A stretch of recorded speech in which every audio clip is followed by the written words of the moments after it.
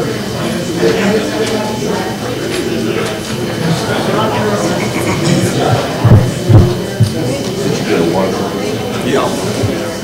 morning. Check, mic check. Good morning, everyone. My name is Scott Bartle. I'm the publisher of Maricopa.com, and very pleased to be co-sponsoring this event along with the Maricopa Monitor. I'd like to get started with the Pledge of Allegiance, and I'd like to invite Councilman Martin Brown to lead us. Will you join me, please? Allegiance to the flag of the United States of America and to the republic for which it stands, one nation, under God, indivisible, with liberty and justice for all.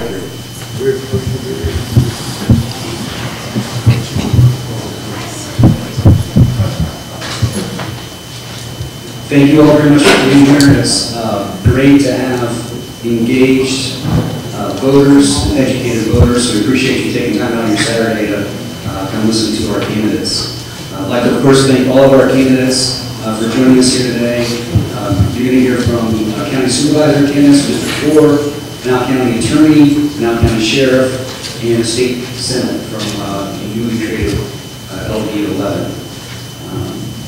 We'd like to also, in addition to welcoming Councilman Martin Brown, we have another, at least one other elected official here, Councilwoman Julie Gussie. Thank you for being here.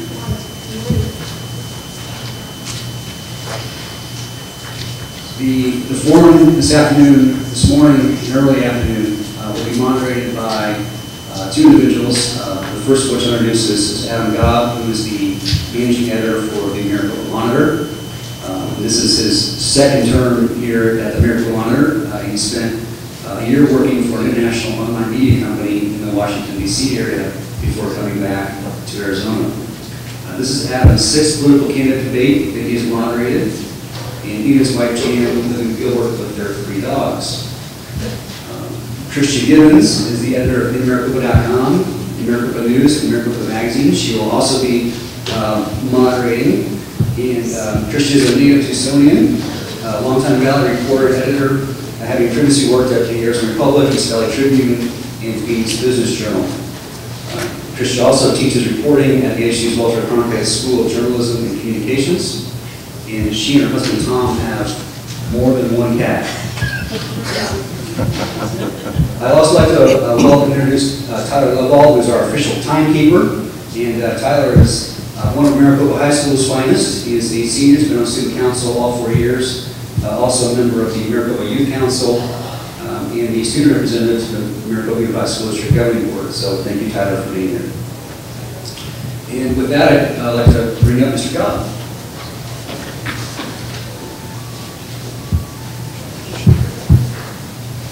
Thanks, Scott. We're going to start this morning with District 4 Supervisor candidates. As many of you probably know by now, we're going from 3 supervisors to 5 in Pinal County with the Census Bureau's change in population. With Pinal County going up and over 250,000 residents. So we have a newly created District 4, which encompasses Maricopa, Saddlebrook, Arizona City, and much of western and southwestern Pinal County. Our 2 candidates today, first, former Mayor Anthony Smith from Maricopa. He's the Republican candidate. Morning.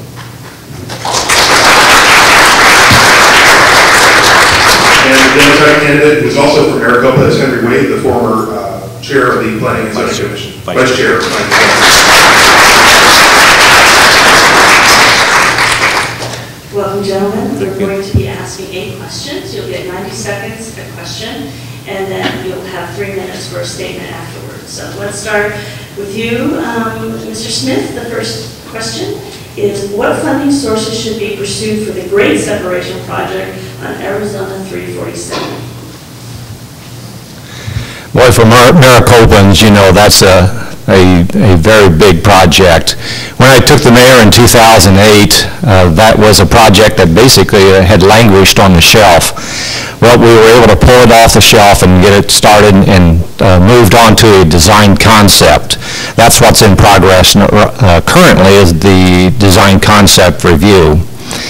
The price tag is about $65 million. That's a lot of money. That's way beyond what the city of Maricopa itself can handle.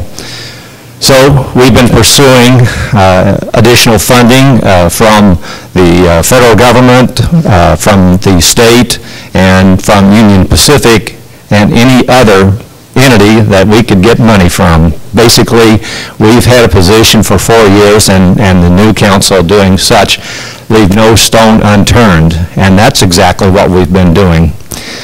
Additional funding sources, I'm not looking for that project to be one in which you would have public-private partnership. I think there's other opportunities for achieving those type of P3 projects, but I believe we can be successful if we're diligent, and that's where I come in as far as being, if you elect me, to be an advocate for that project.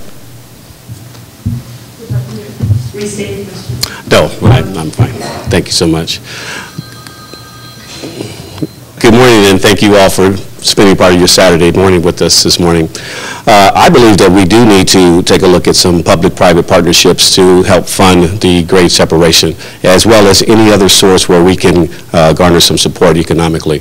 As the former mayor indicated, that project has languished on the shelf for much longer than it should have. It's a huge project, and even as it's evolving at this point, there are still problems associated with some of the plans that have been put before us. So it's something that we really need to concentrate on from every aspect we can. So whether it's private partner, whether it's the state, whether it's ADOT, whether it's the U.S. government, county, wherever we can get funding to help support that project. And we need to make sure we do this correctly as well, because some of the designs that have been put forward almost leave the Heritage District in kind of a void, in a shadow. So we need to be very careful about how we affect our community when we do this, in spite of the fact that we need to have proper funding, we need to have proper oversight. And that's one of the things that I certainly would bring to the table when I would be, if you were to elect me as your county supervisor. I would be concentrating completely on projects such as that and others along the way to make sure that we do it in sync with what the community's needs are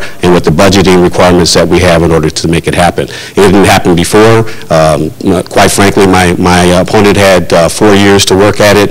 It hasn't happened then, and so we'll take it further if the new administration chooses to do so. Thank you. Do you allow rebuttal if he mentioned my name and against progress that was inaccurate? Would you allow time for rebuttal? Thank you. As I mentioned when I first introduced this topic, that in 2008 it was on the shelf. I took it off the shelf, and we are currently in the design concept. It wasn't languishing on the shelf for 4 years. We brought it off the shelf immediately, and that was one of my first term's priority, and it was accomplished. We brought that back on to solid action at that point. Thank you. That was the next question to you, Mr. Wade. How do you ensure that residents in unincorporated areas, but within Maricopa's general planning area, are able to have a voice heard when it comes to future annexations? Well, first of all, I have to believe that they would have a voice. They have to have some confidence in the fact that the person who would be speaking for them would be respected in the region and in the county. So once you establish that you are someone that they can trust and someone that they believe that you can bring things forward, then you can have that voice. And it should be unfiltered. It shouldn't be controlled by special interests, shouldn't be controlled by any individuals that may, in fact, believe that they have a vested interest in the project. So I believe that if you make sure that that voice is solid and realistic and respected, then I believe that the people will come and share with you. I've had many individuals as I've walked around in the community here in Maricopa and other regions, other parts of the district, and the one thing that always kind of sticks in my mind is we haven't seen anyone come to talk to us. We haven't had an opportunity to have a conversation like we're having a conversation with you, and that's here in Maricopa, Arizona City, Red Rock, and Saddlebrook as well. So making sure that we are available. I would make sure that I would have a facility, regular office hours in all the municipalities. People would be able to be, I would be accessible to the community, accessible to my constituents, and not get elected and then come back 4 years again, try to get elected, come back 4 years again, try to get elected again. I will be there from the beginning so that they'll feel confident to share with me. Quickly restate it. How do you ensure that residents in the unincorporated areas, but within our Maricopa's general planning area, can have their voices heard when it comes to annexations? Oh, you added annexations. Annexation wasn't added as part of the question initially. Yes, it was. Yeah. Yes. The voters in 2007 approved a general plan. The general plan for Maricopa stretches from Maricopa, goes all the way down to near Interstate 8 over the Maricopa County line, and then abuts the Casa Grande general plan. So the area of Maricopa someday will be as large as Mesa. That's very huge, encompassing somewhere around 200 to 300,000 people. It's a big, big city. We're actually very much at the northern edge of what Maricopa could be at some time. When I first took mayor in 2008, there was an existing annexation that was in progress. That was over on the west side. Well, that for various reasons, that annexation failed. But we had made a commitment to those people out in those areas in order to provide police and fire protection and even do some joint road projects. Even after that annexation attempt failed, we had an obligation. We didn't provide police and fire other than joint operations, but we went ahead with a road project working with Pinal County in order to, I believe it was Rio Bravo Road, paving that. So once we make a commitment, once I made a commitment, we're good for our commitment. I should have just had to stay up because Okay. we got his power here. Okay, the third question is, how much does political affiliation come into play at the supervisor level? And do you believe that who you support at the national level affects you as a candidate here? Well, I think there's a number of things that make up a person and who they are as a representative. Not only my political affiliation, but is much aligned to the Republican policies and practices, but my faith is also very much influenced by who I am. So I basically believe in service. I believe in being able to be who you are 7 days a week, and those are elements that make up who you are. Of course, there's other things such as your profession and other things that have an entrance into that. But for politics, I've voted Republican since I was 18, first for Richard Nixon, and have been consistent through that time period. My highlight of my Republican philosophy and leadership was Reagan during the 80s. And during that time, I saw the prosperity that comes along with lowering taxes and being able to provide for an economy that is not burdened by government regulation. So that impacted me very much.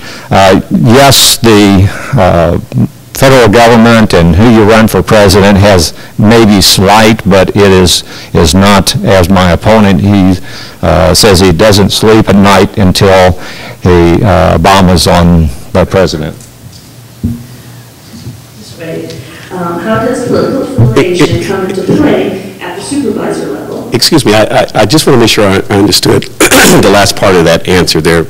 I don't sleep at night, and that's what? No, you sleep better at night knowing that Obama is president. So that is, for you, seems like quite a tie to your president. I sleep better at night knowing we have an American president. Well, that That's so. It doesn't matter whether it's Obama or whomever else might be president at this time.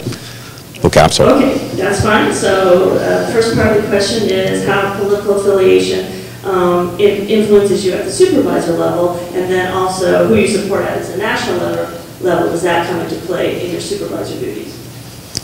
Well, I've written an article and made it very clear that it doesn't matter to me what the political affiliation is, the persons that are involved in the supervisor position.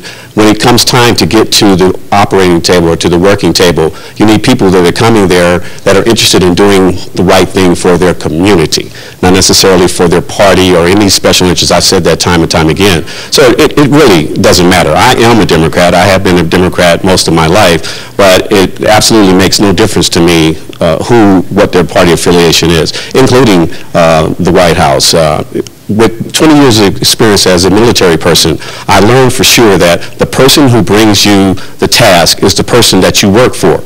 And so it doesn't matter whether or not they are a Republican, a Democrat, an independent. It doesn't matter whether they're a woman, whether they're lesbian, gay, whether they're disabled, whatever their possible situation might be, it doesn't matter, because the task is what's important. And primarily the task should be to support the community. That's why we are being elected to the Board of Supervisors, is to do a job, to make sure that we have statutory, correct budgeting availability to support the programs that the county has available. Sheriff's Department, Public Works, Assessor's Office, Recorder's Office. That's why we're there. We're not there because we're Republicans or Democrats. And it's unfortunate as well that it seems that my opponent is not actually aligned with the more moderate Republicans and chose to align themselves with some of the factions that are a little more extreme. Al Melvin, Steve Smith, and others. May I have an opportunity for rebuttal? 30 seconds. Thank you. Well, after serving as your mayor in a nonpartisan way for 4 years, I think you know who I am and what allegiance I have. I have the allegiance to you, the voters, and it doesn't matter from what party you originate. If I'm elected to serve District 4, I will serve District 4 in total, not any particular sect or group. Thank you. This question's for you. How would you work to improve relations with the Pinal County Sheriff's Office and the Board of Supervisors while also maintaining a check on spending? Well, as I said in my last statement, it doesn't matter who I have to work with, as long as we're able to come together to understand that it's you that we're working for. It's your concerns that we're concerned with, not the individual or the department. The Sheriff's Department and the Board of Supervisors has had a terse relationship here of late. And again, I go back to, I think you still have good people who are trying to do good things, whether or not it's the sheriff, whether or not it's the Board of Supervisors, whomever. Maybe we have a different approach in how we go about doing things, but the bottom line is that they're all equally working to try to support the community. So you want to make sure that the programs that you're available, the department heads understand that there is a hierarchy. As I said before, when my time in the military, I worked for many different people in many different places throughout the world.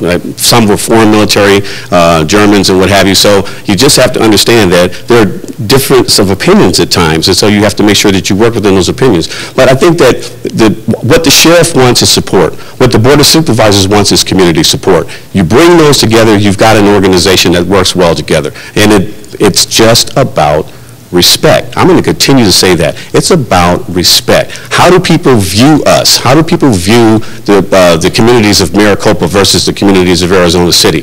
It's about respect. So you have to bring that to the table, and therefore you'll be able to do something successful for the community.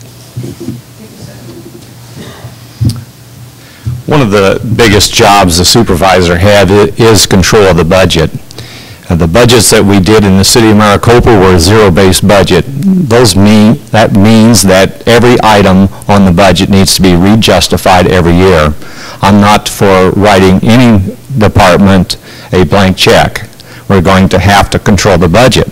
The reason it is because we have to make some marked improvements over the overall budget in order to lower the tax rate from its current second highest in the state to a more reasonable level. If we're going to bring jobs and a thriving economy to this area, we have to be able to lay the groundwork for prosperity, and that is lowering the tax rate. So I believe everybody's going to have to contribute.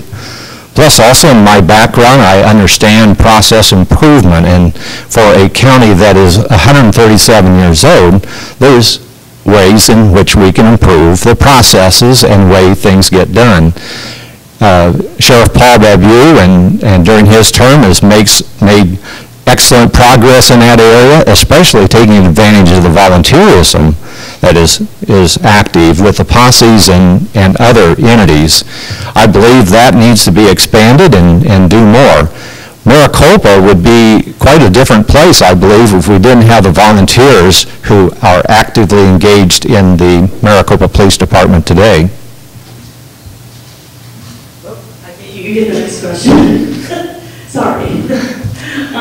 Let's go over to Interstate 11 project. What would you continue, how can you continue to push for this project? Out in the lobby is the map for Interstate 11. I've been involved in that project pretty much from the beginning as a member of the advocacy group, serving as vice president along with the mayor of Casa Grande and the mayor of Buckeye. This is an important project to take Maricopa to the next level of growth. When I talked to the Banner folks when they were first deciding as far as what facilities they were going to bring to Maricopa, they said, well, it's going to take a project similar to the 101 or the 202 in order to bring a hospital. Well, as you know, with siting of various projects, if you drive around, that's what you see. You see the hospitals co-located to those high-volume freeways. So they were very excited about the concept of Interstate 11. But Interstate 11 also has a big influence not only to Maricopa and those cities, but as far as the state transportation, it even has national and international consequences. So I will continue being part of the advocacy group and continue to work in order to improve the transportation linkages to Pinal County. Thank you. Mr. Wade, Interstate 11, how would you push for it? Well, I'm glad to see that we're at least having some dialogue about it, even though there's no money attached to it. That's one of the problems with the designation of the corridor. There weren't any dollars attached to the program. And unless something happens in between now and 2014, again, we're still talking about a project that's probably 25 years away. Now, that doesn't mean that we should not continue to try to push forward the efforts. And again, you know, talking about organizations that we have been a part of but have not actually completed anything with, there's a pattern associated with that. So we can continue, we need to continue to push forward, but we need to be realistic and make sure that we understand when we give you this information that something's actually going to happen. We've seen this before. We've had projects that were submitted to the community. We've got a piece of land out there that someone was supposed to bring a Holiday Inn here. It didn't happen. You know, so what we need is the vision to move forward to make sure that we have constant oversight on these projects so that they will actually be completed the way that we're anticipating them to be so. I'm all for the I-11 corridor. As a matter of fact, I would like to see the I-11 corridor attached to a light rail system between the Phoenix and Tucson communities where we could have some economic opportunities for all of our Western Pinal District 4 communities, Red Rock, Arizona City, Maricopa. So I'm all for it, and I think that we need to push forward for it, and I think I-11 already lends us to do that. Thank you. Okay, sir. Rebuttal again. Just as he was misinforming you of the facts regarding the grade separation project, in which there is a design concept that's active right now, the same thing with the Interstate 11. There are two important things that have happened in the last year, and that's one, in March, the federal government officially designated Interstate 11 as an official interstate and now allows it to open the doors for funding. And then second, there's a corridor study that's in progress and it will go on for 18 months. My opponent is either uninformed or trying to deceive the people regarding these projects. As I said, I support I-11. There is no dollars attached to it. So that is my position, that we need to push forward with I-11, but we need to make sure that the Department of Transportation has commitment enough to put dollars to it. And then we can look at other funding sources, just like the grade separation, private part or public-private, any type of resources that may come available to help support the project. One more rebuttal, please. Again, my opponent is either uninformed, or I think he's just uninformed. But there's 1.4 million that's applied to that corridor study, and that has been provided by funding from the Arizona Department of Transportation and the Nevada Organization Transportation Group. So that's where that funding came from, and it is attached with money, and they're doing an 18-month study with the money. So I don't understand why you have that type of position. The study has been funded. The project has not. Oh, of course not. That's the clarification. As I said, I support the project.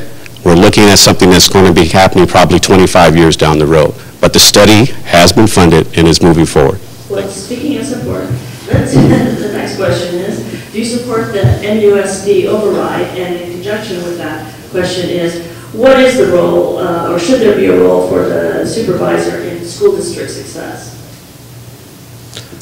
I'll answer the last question first, if you will. I believe the role is, again, to provide leadership, to provide support for the county superintendent of schools, to let them know that they have the backing of the Board of Supervisors to move forward with projects that will support the county's education system.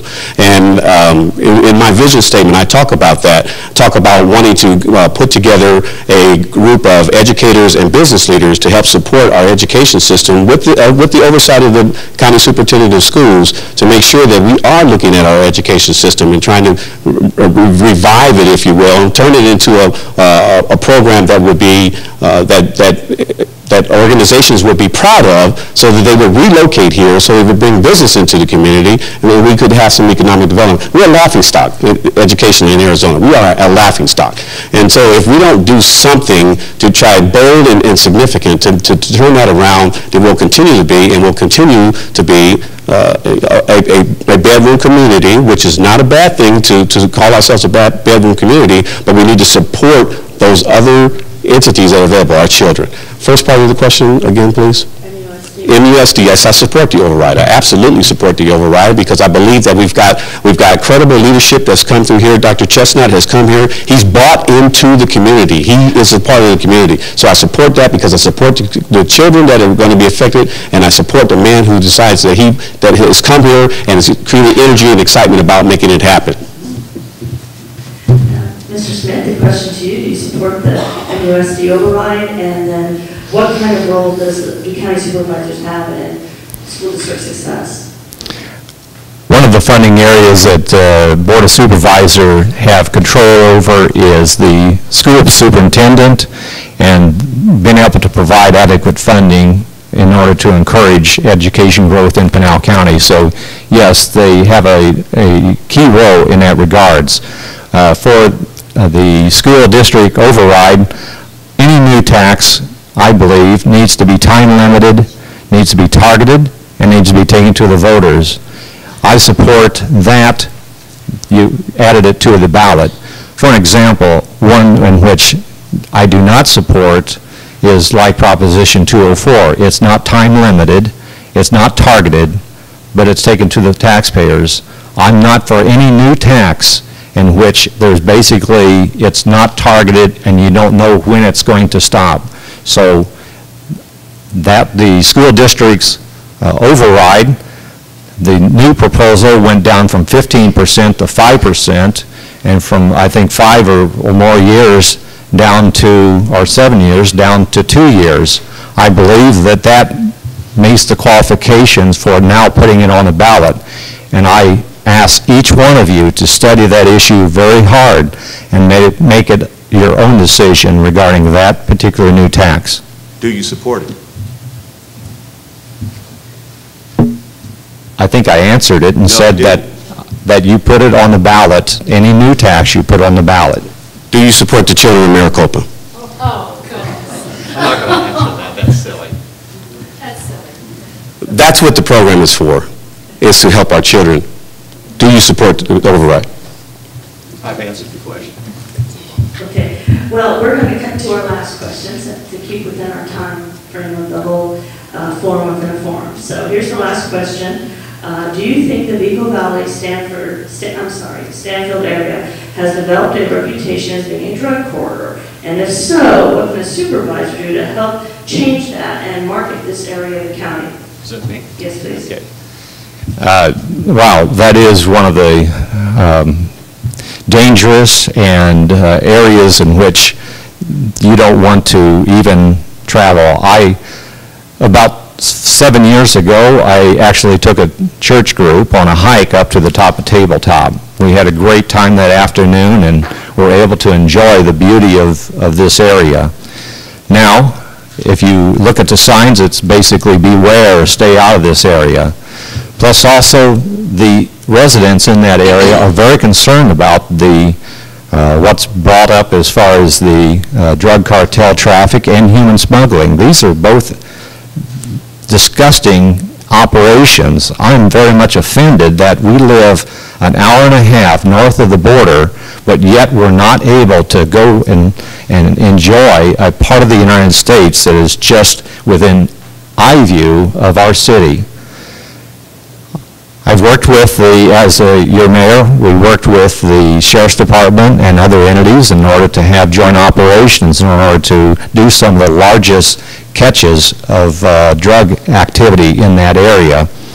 So you need to continue to be strong and be able to stop the drug and human smuggling activities that happen in that area, and work along also with the Native American communities, because I assure you they do not appreciate that either.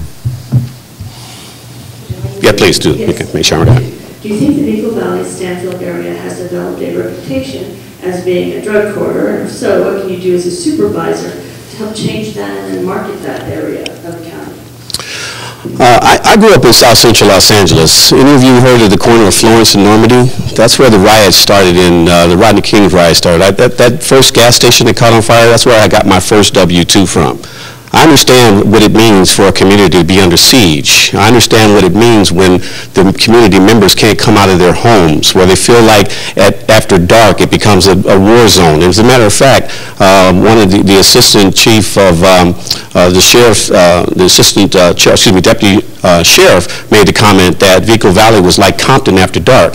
I took offense to that because I live near Compton, but I understand the point that he was trying to make, and so I certainly do understand what it means to have a siege mentality, where people feel afraid to come out of their homes. They feel afraid, and during the day. So yes, that is a corridor that needs some serious work. I'm upset with the fact that we talk about it and we publicize things, but we don't necessarily get right down to getting something done about it. And I know the Sheriff's Department is actively engaged.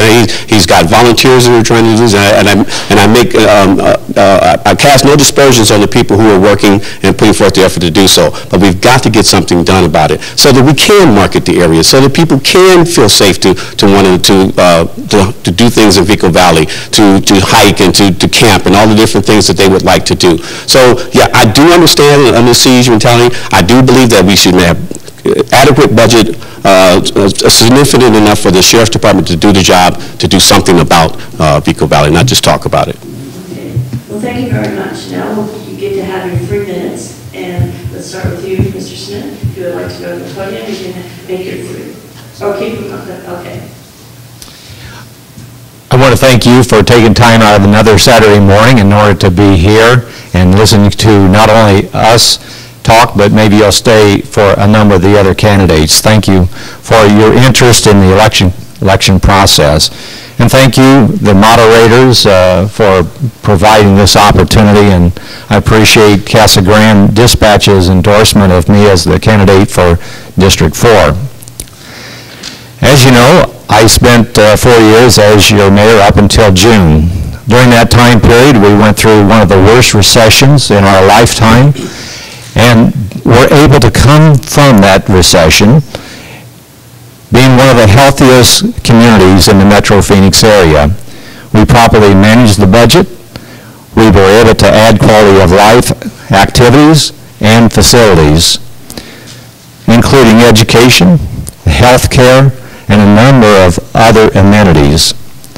Well, my track record is one of accomplishment. And I believe that if you elect me as your supervisor in District 4, I will continue making that my priority as far as being action-oriented and accomplishing those goals. The question is, which candidate is better positioned to take you to the next level?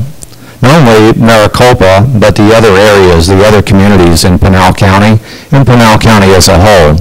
I'm very excited about the prospect we have for Pinal County. Currently, we are a county that has about 52% of the workers every day leave the county in order to work in another county or state. Also, when our kids graduate high school, they leave to go off to college, so oftentimes never returning because we don't have a job base for them. Those are the type of things that makes for an unsustainable economy. Well, we're going to grow and we're going to achieve a lot in this county in the next few decades. And I think you want someone who is a good planner. That's my profession. I spent 30 years as planning. You want someone who works as a team. Project management was known as a team-oriented discipline. And you want someone who has a vision for Pinal County and all the other communities with it. So my profession is one in which is very much matched to what I was as mayor and what I can be as supervisor, plus my experience and also my track record. My track record has been able to accomplish even greater than 90% of what I said I was going to do during those 2 terms as your mayor. I believe that I can be the best supervisor, and I appreciate your vote. You ready? Okay. Once again, I want to thank you for spending part of your Saturday here with us to hear what we had to say. And in spite of the fact that we are probably about the same age, is that right, Tony? About 57, right? Yeah. So there's a number of people who believe that I'm young for some reason because I don't happen to look 57 years old, and I am. And the fact is that I spent 20 years in the military, serving this country honorably in many different places. I share a little story about when I was in a NATO detachment, and when I was in that NATO detachment, what was interesting is that I worked with Germans, Dutch, Belgians, British, and I was discriminated against quite a bit when I was in that unit. You know, and it caught me off guard. It kind of shocked me because, as I said, I grew up in South Central Los Angeles, and you know, I was in a predominantly homogeneous community, but I was, as I said, discriminated against because I was an American. And I thought that was very interesting, that I was being discriminated against in the Netherlands because I was an American. So I stood forward with that, and I stood tall, and I will continue to stand tall for this country because I love it.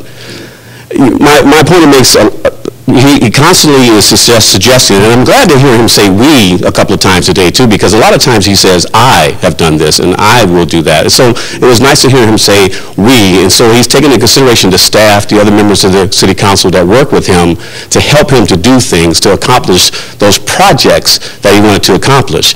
And as a project manager, I'm sure that these are things that you have to do. He's task-oriented. The projects need to be done. He's completed those projects. He's a former mayor who's done that. Yet that's fine. When we need a project manager, that's who you go to as a project manager to get things done.